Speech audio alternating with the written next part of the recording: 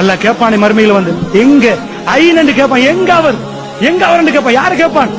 அல்லாஹ் மன்னிக்க மாட்டான் என்று ஒரு அடியான் சொன்னானே, அவன் எங்க என்று கேட்பான மறுமையினால்.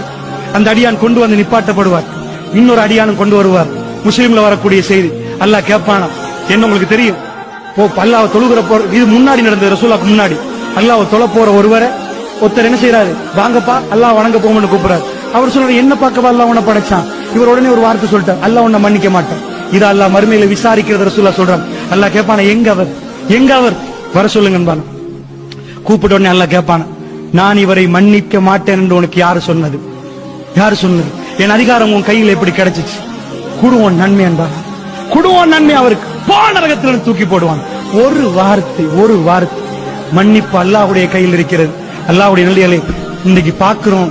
நீ நரகவாசி, நீ அப்படி, நீ இப்படி தைரியமாக முஸ்லிம்கள் பேசுகிறார்கள்.